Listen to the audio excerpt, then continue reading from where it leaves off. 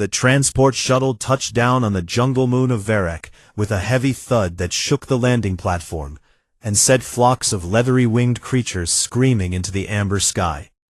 Sergeant Instructor Vorath stood at the edge of the platform, with his forearms crossed over his scarred chest, and watched the shuttle doors hiss open with the kind of expression one might wear when forced to eat something rotten. He was Cathari, 7 feet of scaled muscle, battle-hardened bone plating, and teeth that could crack starship hull material. And he had been teaching cadets at the War Academy for 19 years without ever once being told he had to babysit a human. But the orders had come from the Galactic Compact itself, and even the Cathari High Command did not argue with the Compact when treaties were on the line. The Human Compact Integration Treaty had been signed 6 months ago, and one of its many irritating conditions was this: a single human observer cadet would be admitted to the most elite Predator military academy in the Orion Arm as a gesture of diplomatic goodwill. Vorath had read the transfer file 3 times, and each time he had grown more insulted. Lieutenant Era Vasquez, age 28, formerly of the United Earth Marine Corps, Close Quarters Combat Division, height 5 feet 7 inches, weight 140 pounds.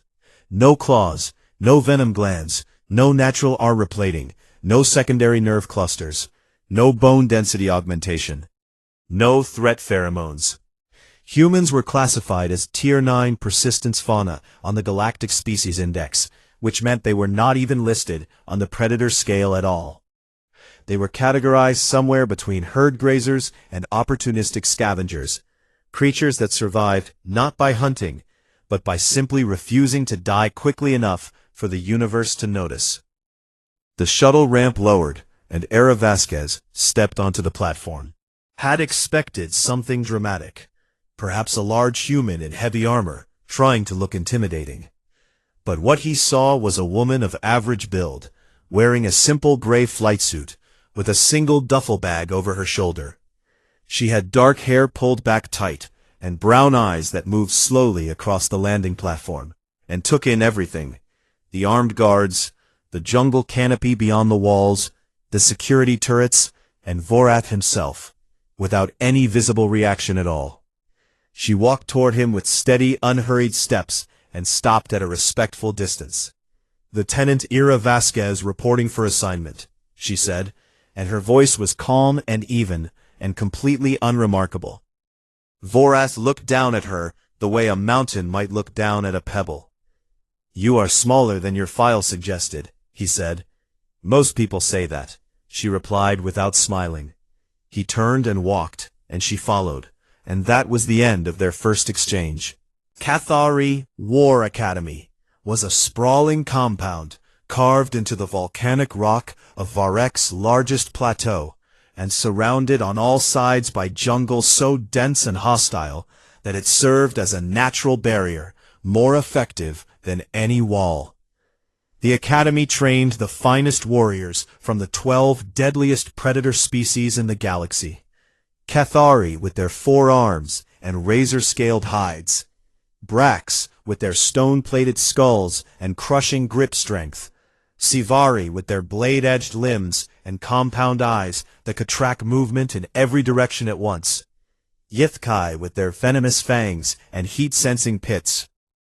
Every species here had evolved to kill, and every cadet had been selected because they were the best killers their world had ever produced. And now, walking among them, was a human, a species whose greatest natural weapon was the ability to sweat. Vorath assigned her to Cadre 12. He did this on purpose. Cadre 12 was the most aggressive cohort in the expedition. Current cycle: 12 cadets drawn from 6 different predator species, each one eager to prove dominance, each one built for violence the way a blade is built for cutting. He expected the human to last perhaps 3 days before requesting a transfer or a medical evacuation.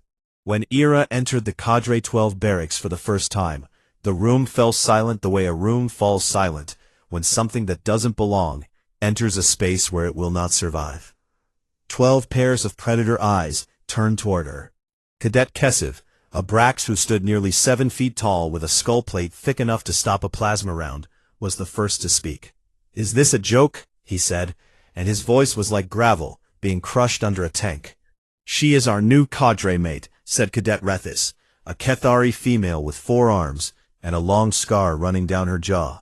And she said it the way someone might announce that dinner had been replaced with garbage. Cadet made a clicking sound that Era's translator rendered as laughter. The Yithkai cadet flicked his tongue and tasted the air, and said nothing, because Era's scent apparently was not even interesting enough to comment on. Era set her duffel on the empty bunk, the smallest one in the far corner, and began unpacking without a word. She did not try to introduce herself, or make eye contact, or establish dominance, the way every other new cadet in Academy history had done on their first day.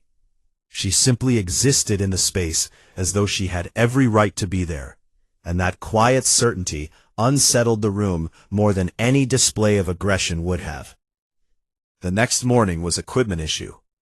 Cadets filed through the quartermaster's depot and received their standard training loadout: vibro blades for the Kethari, shock gauntlets for the Brax, kinetic hammers for those species with the mass to swing them, and specialized weapons for each species' unique combat style.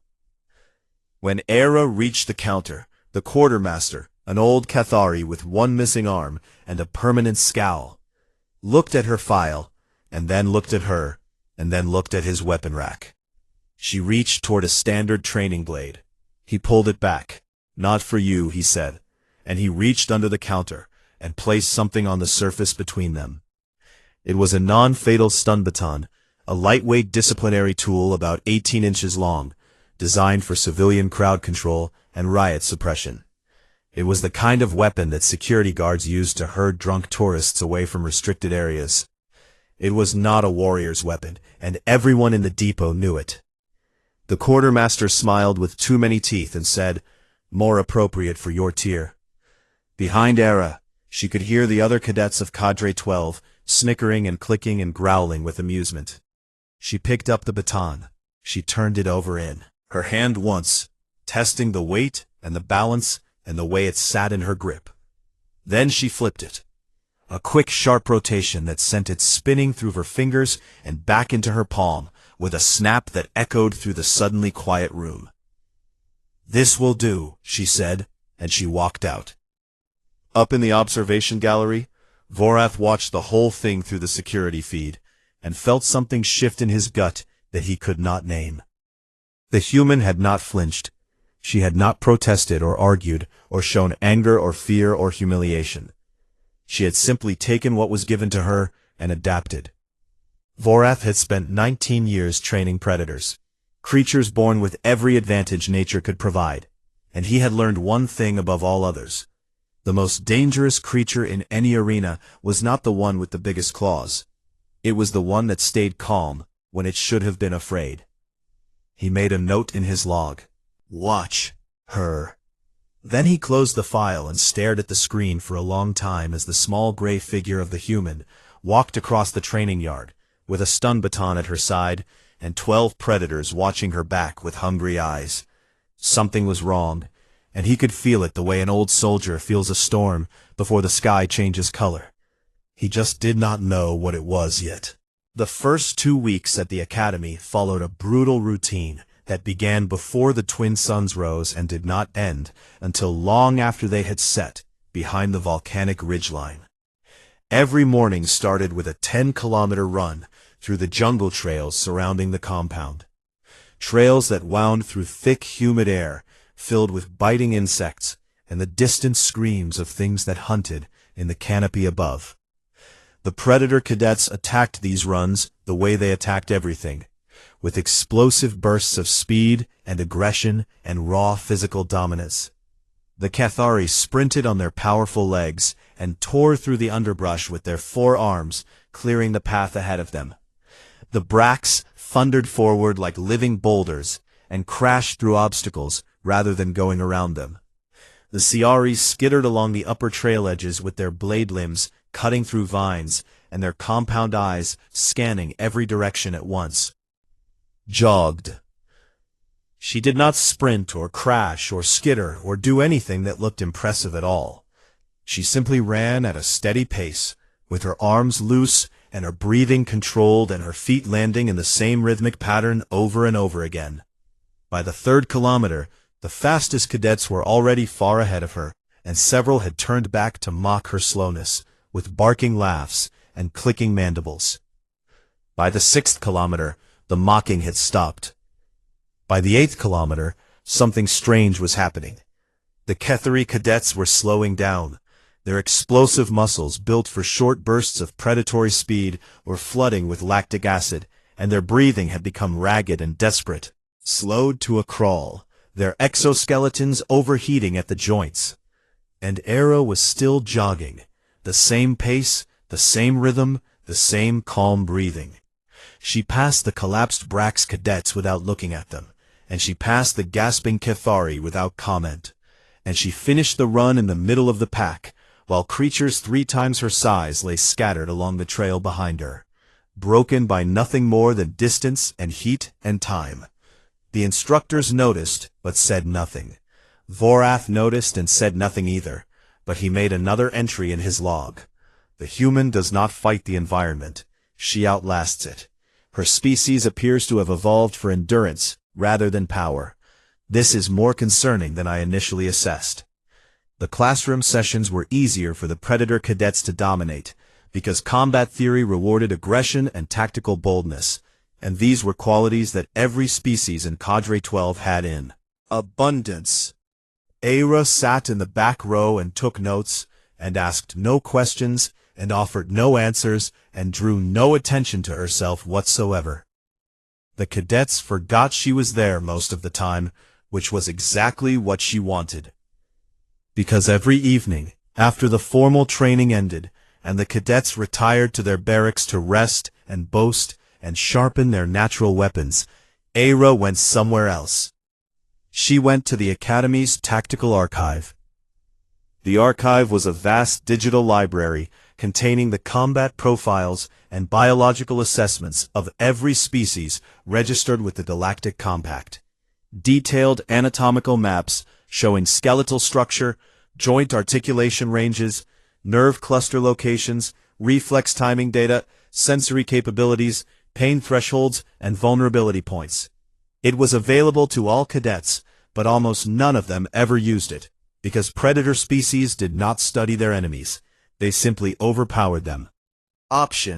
So she studied instead. Night after night, she sat alone in the dim blue glow of the archive terminals and pulled up the files for every species in Cadre 12. She learned that the Brax had a nerve junction behind the knee plate where the stone armor was thinnest, and a precise strike there would cause the entire leg to buckle. She learned that the Ciavari had an exposed tympanic membrane near the base of their skull that processed spatial awareness, and a sudden vibration at the right frequency would cause complete sensory overload. She learned that the Kethari had a 2-centimeter gap in their neck scales at the cervical junction where the skull met the spine, and a sharp impact there would disrupt motor function for several seconds. She learned that the Yithkai could spit venom up to 4 meters, but needed a full second to pressurize their venom sac, and the sac itself was located externally on the left side of the jaw, unprotected from behind. She memorized all of it, every species, every weakness, every blind spot. The Academy's AI monitoring system flagged her access patterns as anomalous research behavior, and generated an alert that was routed to the administrative queue, where it sat unread because nobody cared what the human was doing in the library. During the days, the harassment continued. Kesiv the Brax had made it his personal mission to remind Era that she did not belong here.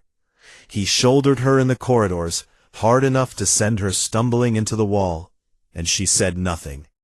He knocked her food tray out of her hands in the mess hall, and she picked it up and got another one without looking at him. He stood over her bunk at night and growled low enough that only she could hear, and she lay still with her eyes closed and waited until he left. The other cadets watched this and saw weakness, a prey animal enduring the attention of a predator, because it had no choice. They were wrong, but they would not understand that for some time yet.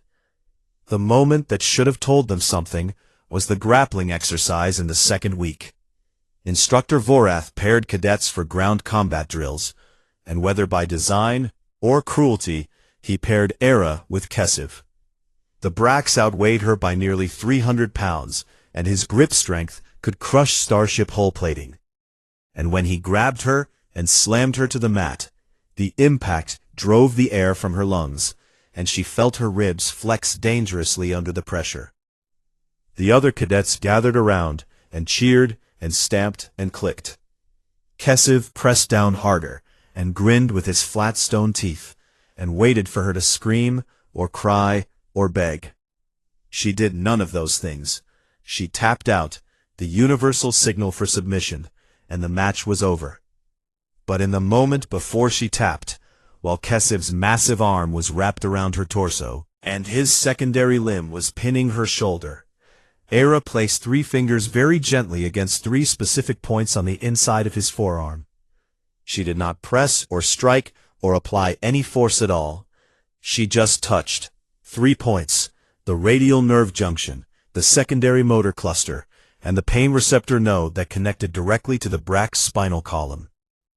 Kesiv released her and stepped back, and for a moment he did not know why a cold, tingling sensation was running through his entire arm, as though something had mapped his nervous system from the inside. He shook it off and turned away and told himself it was nothing. It was not nothing.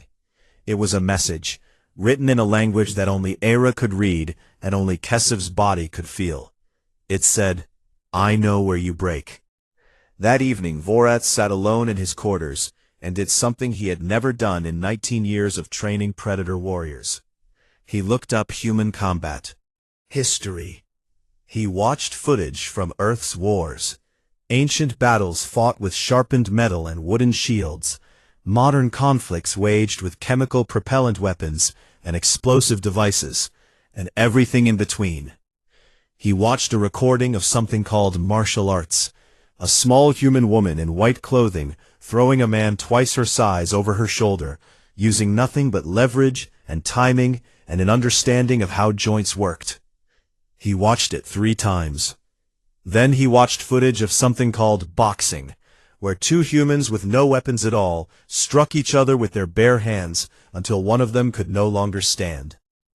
Then he found a documentary about human endurance hunting, an ancient practice where humans simply chased an animal across open ground for hours and hours until the animal's body overheated and it collapsed from exhaustion, and the human walked up to it and killed it with a rock. He turned off the screen and sat in there, dark for a long time. Tier 9 persistence fauna. He was beginning to think that classification was the most dangerous mistake the Galactic Compact had ever made. That night, the security cameras in Era's quarters recorded something that no one reviewed until much later. Alone in the dark with the door sealed and the lights off, Era practiced with the stun baton. She moved through the small space with fluid-controlled precision, striking, spinning, redirecting, flowing from one position to the next, without pause. Every strike was aimed at a specific height and a specific angle. Some were low and targeted the back of a knee joint. Some were high and curved toward the base of a skull.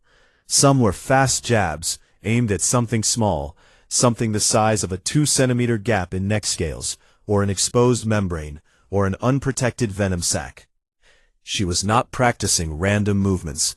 She was rehearsing a sequence, a specific series of strikes designed for specific bodies with specific weaknesses. She was choreographing 12 takedowns, and she was smiling. The announcement came on a morning when the air was thick with heat, and the jungle beyond the compound walls was alive with the screaming of things that hunted in the canopy. All cadets were to report to the central arena for the Crucible assessment, the Academy's most important combat evaluation, and the one that determined final rankings and career assignments for every cadet in every cadre. The rules were simple. All 12 members of each cadre would enter the arena at the same time and fight until only one was left standing. There were no teams and no alliances and no rounds, just 12 bodies in a sandpit, and the last one conscious would be declared the victor. Standard training weapons would be issued based on species and combat specialty. When Cadre 12 lined up at the armory window, the weapons came out one by one. Vibroblades for the Cathari cadets that hummed with a low, deadly frequency. Shock gauntlets for the Brax that crackled with enough charge to stun a draft animal. Kinetic hammers for the larger species, razor whips for the Sivari that sang through the air like angry wire. When Era reached the window, the quartermaster did not even look up. He placed the same battered, non-fatal stun baton on the counter and slid it toward her with one claw. Around her, cadets laughed. Kessiv's voice rose above the rest. They should give her a blanket and a pillow so she can sleep through it comfortably. The laughter grew louder. Era picked up the baton and walked toward the arena entrance without responding. She did not look nervous, or angry, or afraid. She looked like someone walking to work. The central arena was a circular pit roughly 50 meters across, floored with coarse red sand, and surrounded by tiered observation galleries that rose up like the inside of a bowl. The galleries were packed. Instructors from every department, cadets from other cadres, administrative staff, even a few off-world military observers who had come to watch the predator species do what they did best. Vorath stood in the senior instructor's gallery with his forearms resting on the railing and his eyes fixed on the arena floor below. His aide, a young Cathari lieutenant named Dreth, stood beside him with a data tablet, ready to record performance scores. Cadre 12 is the strongest cohort this cycle, Dreth said with obvious pride. Kessiv alone has broken the grappling record for Brax cadets 3 times, and the Sivari, Cadet Vik, scored highest in reflex testing across all species. And the human, Vorath said. Dreth made a dismissive sound through his nostrils. She will be eliminated first. The betting pool among the instructors has her lasting less than 5 seconds. What are the odds? Vorath asked. 40-1 against her surviving the first 10 seconds. Vorath said nothing and kept his eyes on the arena. The 12 cadets of Cadre 12 filed onto the sand and spread out in a loose circle. They were magnificent in the way that predators are always magnificent. 12 peak physical specimens of the galaxy's deadliest species, armed and armored and radiating the kind of violent confidence that comes from being born at the top of a food chain. Kessiv stood in the center of the group, his stone-plated skull gleaming under the arena lights, shock gauntlets sparking on both massive fists. The 2 Cathari cadets, Rethis and a male named Sorvon, took positions on opposite sides, with their vibroblades held low and ready. Cadet Vik the Sivari crouched near the wall, with her blade limbs folded, and her compound eyes tracking every movement in the arena simultaneously. The Yithkai cadet, Fesik, hung back with his venom sac visibly pulsing on the left side of his jaw. And Era stood at the edge of the group, with her stun baton held loosely at her side. Several cadets had already formed silent alliances, with quick glances and subtle nods. Temporary partnerships that would last until the weaker fighters were eliminated, and then dissolve into individual combat.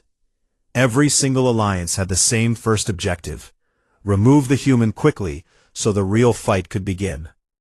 Kessiv caught Era's eye across the sand, and drew one massive finger across his throat. She looked at him the way someone looks at a clock, noting the position of things and calculating time. The horn sounded. What happened next was recorded by 14 separate cameras and would be analyzed by military experts from 37 species for years to come. The footage would be slowed down and studied frame by frame, and annotated with diagrams, and used in tactical briefings across the galaxy. But in real time, it took 11 seconds. In the first second, Kessiv charged directly at Era, because he had promised to. Remove her first, and Brax do not break promises. He was fast for his size, terrifyingly fast. 360 pounds of stone-plated muscle, covering the distance between them in 2 massive strides, with his shock gauntlets raised to deliver a blow that would have shattered her skeleton. Era did not retreat.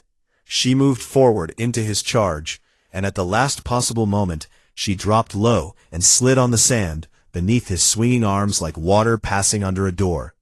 Her baton came up, and she drove the tip into the nerve junction behind his right knee plate. The exact spot she had identified in the archive. The exact spot she had touched during the grappling exercise weeks ago.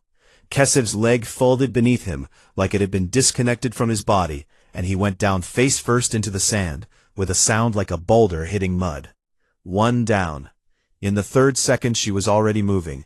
Using Kesev's falling body as a launching platform, she planted 1 foot on his broad back and vaulted upward toward Vik the Sivari, who had been skittering forward with her blade limbs extended for a killing stroke.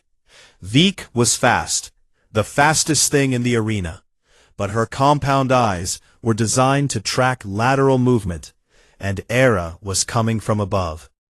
The baton struck the exposed tympanic membrane at the base of Vik's skull with surgical precision, and the Sivari's entire sensory system overloaded at once. Vik dropped shrieking and thrashing, her blade limbs cutting nothing but air. 2 down.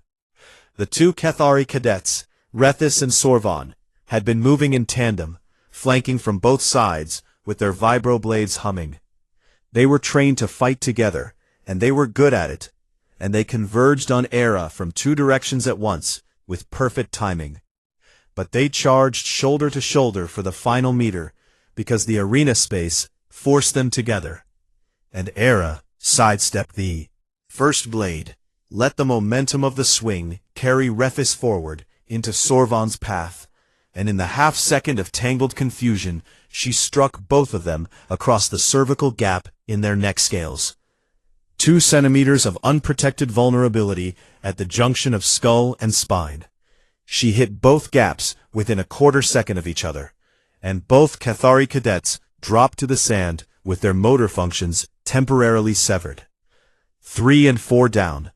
Thesik the Yithkai had seen enough, and reared back to spit, his venom sac pressurizing with a visible pulse on the left side of his jaw. But Era was not where she had been a second ago. She was behind him. She had moved the moment she saw the sac begin to pulse, because she knew from the archive that pressurization took a full second, and that second was all she needed. The baton cracked across his exposed venom sac from behind, and Thesik convulsed as his own chemical weapon backfired through his system. 5 down. The remaining 7 cadets had stopped advancing. For 2 full seconds they stood frozen, and stared at the small human woman, standing in a circle of groaning predators, with a civilian stun baton in her hand, and not a single mark on her body. 2 seconds was too long. Era moved through them like something from a nightmare that knew exactly where you were weakest. A strike to the auditory canal of a Cathari cadet who relied on sound-based spatial awareness. Down. A jab to the anterior joint of a Brax cadet's shoulder plate where the armor did not quite meet. The arm went dead, and the gauntlet fell, and another strike to the exposed nerve stem behind the ear put him on the ground. Down. A spinning strike that caught a Sivari cadet across both forward knee joints simultaneously, collapsing its stance, followed by a precise tap to the dorsal ganglion. Down. 3 more fell in rapid sequence as Era exploited vulnerabilities that no one in the arena had ever seen targeted before, because no one had ever bothered to look for them. The last 3 cadets rushed her together in a desperate coordinated charge. She dropped low and swept the legs of the first, a young Cathari whose digitigrade joints buckled exactly the way the archive said they would. His stumbling body redirected into the second attacker, and they tangled together, and before either could recover, Era delivered 3 precise strikes: temple, nerve cluster, cervical gap, and they went down in a heap. The 3rd and final cadet, a Brax female named Torik, skidded to a halt, and raised her gauntlets in a guard position. Era looked at her for one heartbeat. Then she stepped inside Torek's guard faster than the Brax could react, and placed the tip of the baton against the soft tissue beneath Torek's jaw, where the stone plating did not reach. She did not strike. There. Torek looked into Era's eyes and saw something that made her lower her gauntlets and step backward and sit down on the sand. 12 cadets down. 11 seconds. The arena was silent. Era stood in the center of the sand pit, breathing hard but controlled, surrounded by 12 groaning, twitching predator cadets, who between them represented 6 of the deadliest species in the known galaxy. She held the stun baton at her side, and it was not even activated. She had done all of it, with nothing but precise mechanical force applied to the exact right places at the exact right times. Up in the observation gallery, Vorak's claws had carved deep grooves into the metal railing. Beside him, Dreth had dropped his data tablet, and it lay face down on the floor, with the screen cracked. The silence lasted for what felt like an eternity. Then Dreth whispered in a voice that did not sound like a predator's voice at all. Something small and frightened that had just realized it was not at the top of the food chain. "What is she?" Vorath did not answer immediately. He stared down at the human, this small, clawless, fangless, unarmored creature, who had just dismantled 12 of the finest predator cadets he had ever trained, using a weapon designed for controlling drunk civilians. When he finally spoke, his voice was very quiet. "She is a human," he said, "and I think we have made a terrible mistake." The footage left the Academy's internal servers within 3 hours of the Crucible. No one was sure who leaked it. Possibly one of the off-world military observers. Possibly a staff member with access to the security feeds. Possibly the Academy's own AI system, which had been flagging Era's behavior for weeks, and may have decided that someone important needed to pay attention. However it happened, the result was the same. By the time the twin suns set on Varek that evening, every major military intelligence network in the Orion Arm had a copy of the 11-second recording, and the galaxy was watching a small human woman take apart 12 predator cadets with a crowd-control baton. The reactions ranged from disbelief to terror. The Brax High Wardens demanded an investigation into whether the human had used illegal neural implants or chemical enhancement, because they could not accept that one of their cadets, a species that could punch through reinforced, could be taken down so completely by a mere human. Concrete had been dropped by a creature with no natural armor. The Sivari Hive Command ran the footage through their tactical analysis network 400 times and concluded that the human strike on Cadet Veek's tympanic membrane had been placed with sub-millimeter accuracy, a level of precision that their own species could not reliably achieve even with augmented targeting systems. The Yithkai Venom Council simply went quiet, which was the most alarming reaction of all, because the Yithkai only went quiet when they were genuinely afraid. On Varek, the Academy was in a state of controlled chaos that Vorath found deeply irritating. Instructors gathered in clusters and spoke in low voices, and glanced toward the medical wing where the 12 cadets of Cadre 12 were being treated for their various nerve disruptions and sensory overloads and bruised egos. The cadets from other cadres stared at Era in the corridors with expressions that mixed fascination and fear in roughly equal measure. Era herself seemed entirely unaffected by the attention, and went about her daily routine as though she had not just shattered every assumption the galaxy held about her species. She ate her meals alone in the mess hall, and attended her classes, and ran her evening laps around the compound, and showed no sign of triumph or pride, or even awareness that anything unusual had happened. This made people more nervous, not less. On the third day after the Crucible, Era was summoned to appear before the Academy Tribunal. The tribunal chamber was a large circular room carved from dark volcanic stone, with a raised platform where 3 senior instructors sat behind a curved desk, and a single spot in the center of the floor where the summoned individual was expected to stand. The 3 tribunal members were War Master Cythara, the highest-ranking officer at the Academy, and a Cathari female of such immense presence that even other Cathari fell silent when she entered a room. Senior Instructor Vorath and Weapons Master Kreen, an elderly Siveri whose blade limbs had been ceremonially dulled upon his retirement from active combat. Ira stood in the center spot, with her hands behind her back, and looked up at the 3 predators looking down at her with an expression of polite attention. Cythara spoke first, and her voice filled the chamber like a slow avalanche. Lieutenant Vasquez, you have been summoned to explain the events of the Crucible assessment, specifically how you, a Tier 9 classified species with no recognized combat capabilities, managed to incapacitate 12 elite cadets in 11 seconds using a non-lethal civilian instrument. I would be happy to explain, Ira said. We have reviewed the footage extensively, Cythara continued, and we have consulted with medical staff and combat analysts, and the consensus is that what you did should not have been possible. Strike you delivered targeted a species-specific anatomical vulnerability with a degree of precision that suggests extensive prior study. The question is how you acquired this knowledge and whether any unauthorized technology or biological enhancement was involved. No technology, Era said. No enhancement. I studied the tactical archive. Silence. The archive, Kreen said, and his mandibles clicked with what might have been confusion. The archive that is available to all cadets. Yes. The archive that none of them use, Vorath added quietly. I used it every night for 2 weeks, Era said.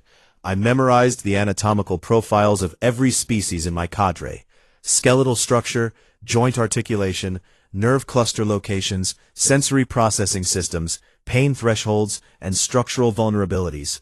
I then designed a specific sequence of strikes, calibrated to each species' unique weak points.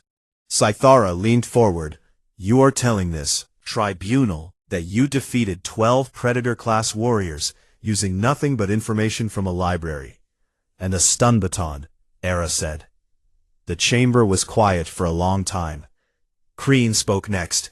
Why would a human develop this capability? Your species has no natural predators that would require this level of anatomical combat knowledge. Era looked at him steadily, and when she answered, her voice was calm, but something in it had changed, something deeper and older than a 28-year-old Marine lieutenant had any right to carry. That is not correct, she said. Humans have always had natural predators. Everything on our world was a predator to us at one point. Large cats, wolves, bears, crocodiles, venomous snakes, even other humans.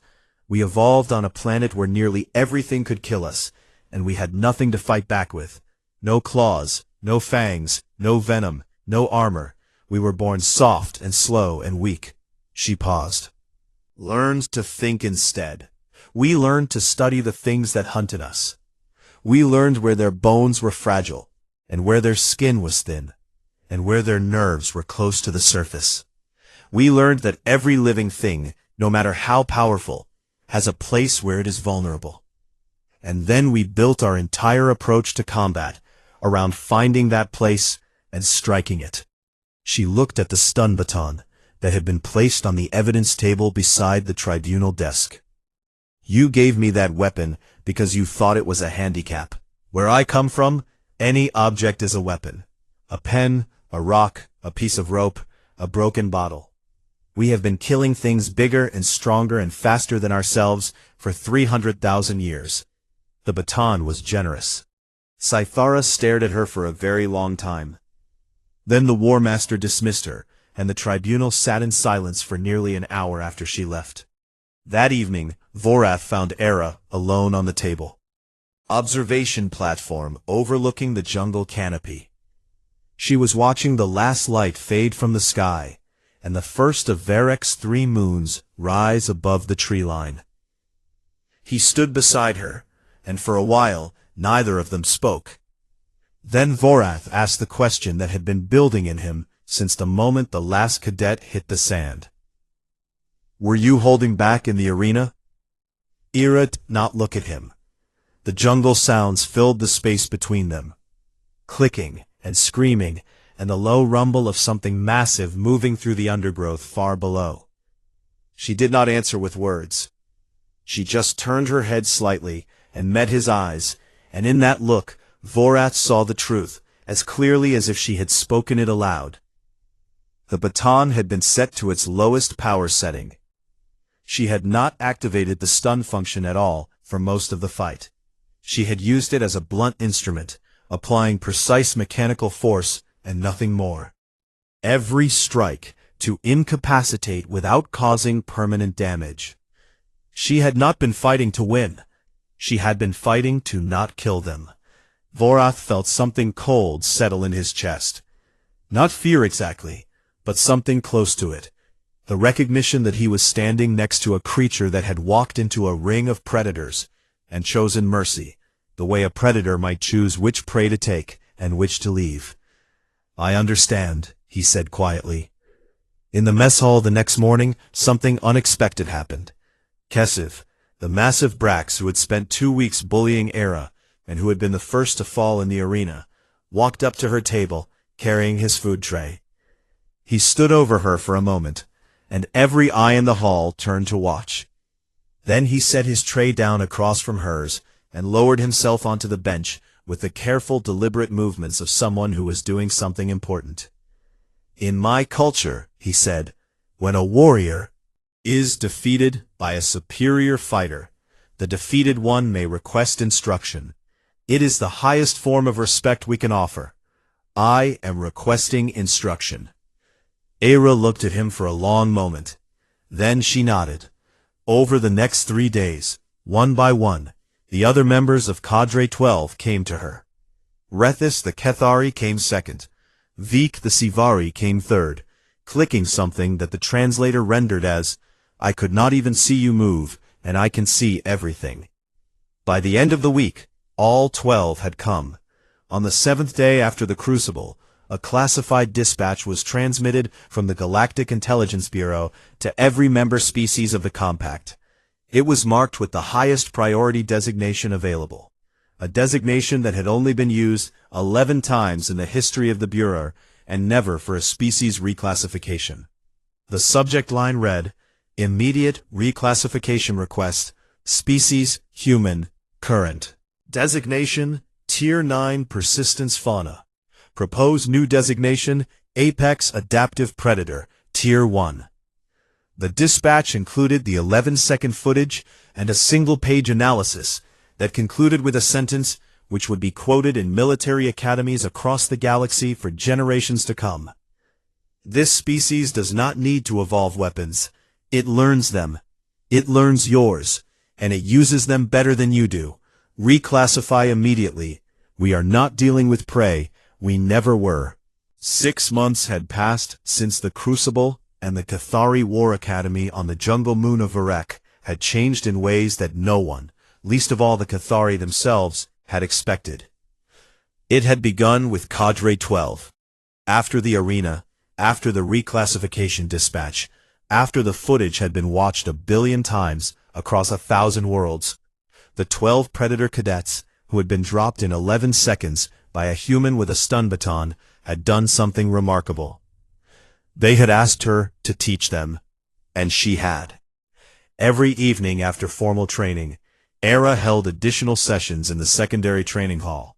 Sessions that were technically unofficial, but that Vorath had authorized with a quiet nod and a look that said he knew exactly how important this was. She did not teach them human fighting techniques, at least not directly. She taught them something far more dangerous. She taught them how to think like humans. Evolved weapons, she told them on the first night, as 12 Predator cadets sat on the mat before her like enormous deadly students at the feet of the smallest teacher any of them had ever had. Claws, fangs, venom, armor. Nature gave you everything you needed to survive, and so you never had to develop the one skill that makes all other skills obsolete, "And what skill is that?" Kessev asked. "The ability to look at something stronger than you and find the way to win anyway." She called it the doctrine of small things. The idea was simple, but it cut against every instinct that predator species possessed.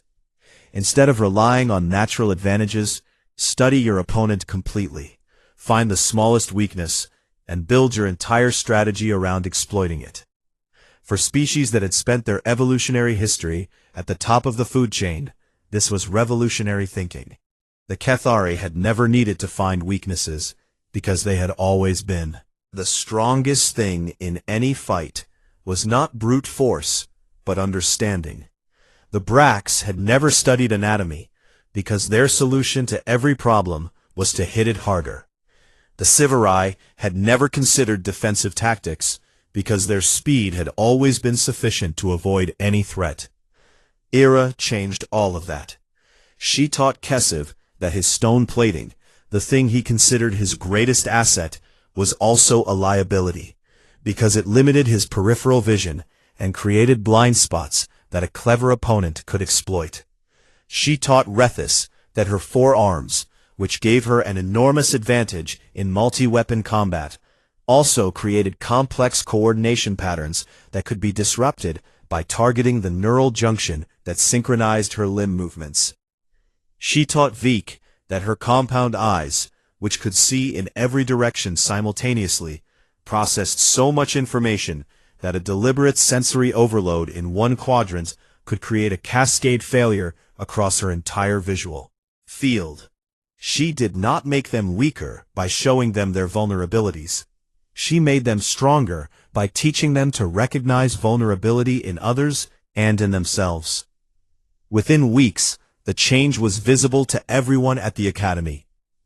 Cadre 12 began winning exercises that they had previously lost, not because they had gotten stronger or faster, but because they had started thinking differently. They studied their opponents before engaging. They identified weak points. They coordinated strategies based on specific anatomical knowledge rather than general aggression. Other cadres took notice, and then other instructors, and then the academy administration itself. By the third month, Era's evening sessions had an unofficial waiting list of cadets from every cadre in the academy. By the fourth month, War Master Sithara formally integrated the doctrine of small things into the academy's core curriculum under the title Adaptive Combat Theory. The fifth month, 3 other predator species military academies had sent observers to Varek to study what the human was doing. And by the 6th month, the final month of the training cycle, something happened that had never occurred in the 200-year history of the Cathari War Academy. A non-predator species cadet was appointed cadre leader. The announcement was made by Cythara herself at the morning assembly, and the words fell across the gathered cadets like stones dropping into still water. Cadre 12 will be led for the remainder of this cycle and into graduation by Lieutenant Ira Vasquez of the United Earth Marine Corps. The silence that followed was not the stunned silence of disbelief. It was the heavy silence of a galaxy realizing that something fundamental had shifted. Cadre 12 did not hesitate. 12 predator cadets, each one capable of killing most living things with their bare hands, stood as one and saluted the small human woman standing at the front of their formation. The graduation ceremony took place on a hot amber morning, with the twin suns blazing above the volcanic plateau and the jungle screaming its endless song beyond the compound walls. The graduating cadets stood in formation on the central parade ground, rows upon rows of the deadliest warriors the galaxy could produce, scaled and armored and fanged and magnificent. Era stood at the head of Cadre 12 in her dress uniform, the same gray that she had arrived in, unadorned except for the single gold bar of her Earth rank on her collar. The ceremony proceeded through its traditional stages: oaths sworn to the compact, honors awarded for academic and physical achievement, commissions granted to those cadets who would go on to serve in the compact's military forces. Then Sithara called Era forward. The War Master stood at the central podium with something in her hand that caught the light of it. Twin suns, and gleamed like a piece of fallen star. It was the Kethari Fang, a curved blade of polished obsidian mounted on a chain of interlocking metal scales. The highest combat honor the Academy could bestow.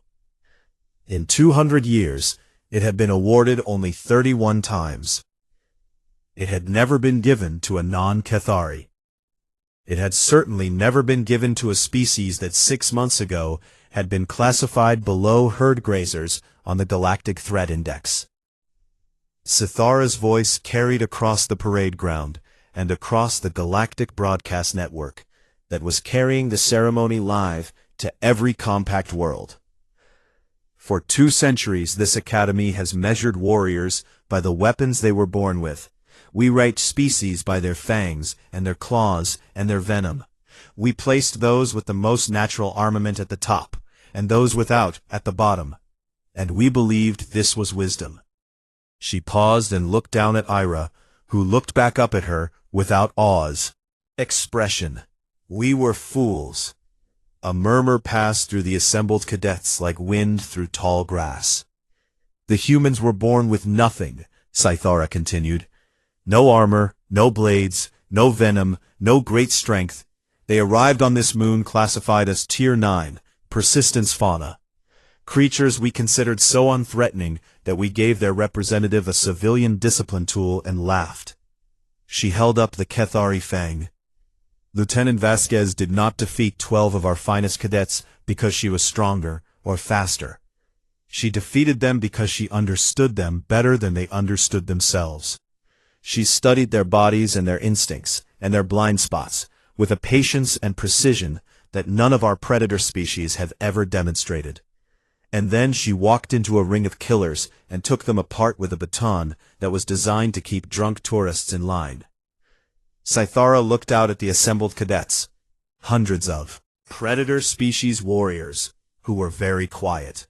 That is not the mark of a scavenger. That is not the mark of persistence fauna. That is the mark of the most dangerous kind of predator in the galaxy. The kind that doesn't need to be born with claws, because it chooses its own. She placed the Kethari Fang around Era's neck, and the obsidian blade settled against the human's chest like it belonged there. The parade ground erupted. Cadre 12 led the response.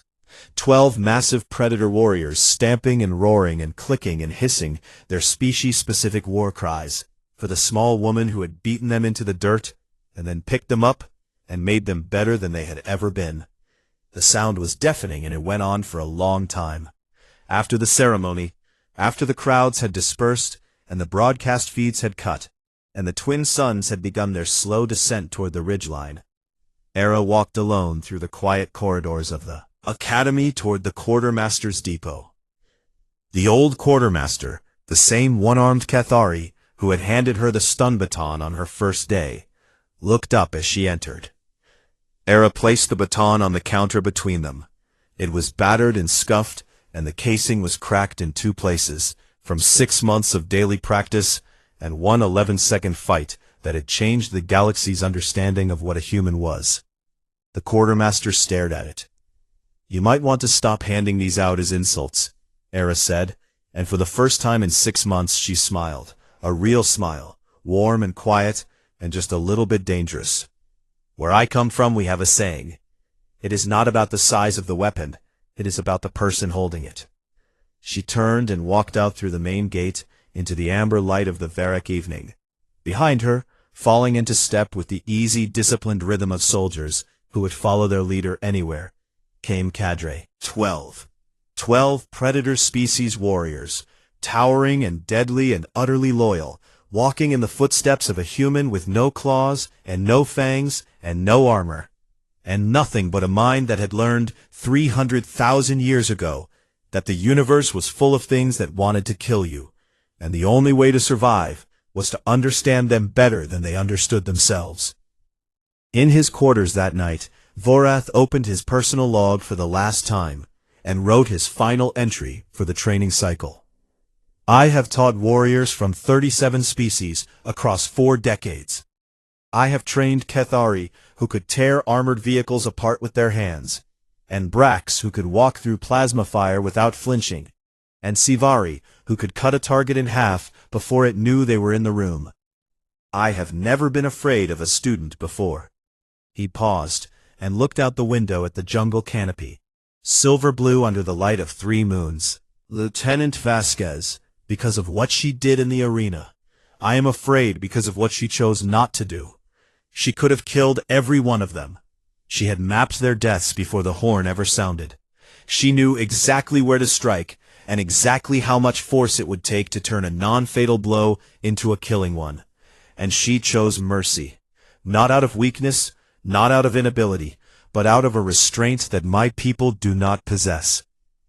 He wrote the last line slowly, choosing each word with the care of someone who understood that this log would be read by historians long after he was gone. The humans do not need to be reclassified as predators. They are something beyond that classification entirely. They are predators who taught themselves to be kind. They are killers who choose not to kill. And that is what makes them the most terrifying species this galaxy has ever produced. Not their intelligence, not their adaptability, not their persistence, but their restraint. Mercy. Because mercy requires the power to destroy and the will to hold back. And any species that possesses both of those things in equal measure is not something you fight. It is something you pray never has a reason to stop being kind. He closed the log, and the screen went dark, and outside the jungle screamed and hunted and killed as it had for 1,000,000 years. And somewhere in that darkness, walking under alien moons on a world that was not her own, a human woman carried the highest honor a predator civilization could give, and wore it as lightly as she wore everything else. Not because it did not matter, but because she had learned long ago that the things that truly made you dangerous were not the things you carried on the outside. They were the things you carried within. And those, the knowledge, the patience, the mercy, and the quiet, unshakable certainty that she could end anything that threatened her, and the choice, every single day not to, were weapons that no species in the galaxy had ever learned to defend against. Because you cannot build armor against someone who already knows exactly where your armor ends.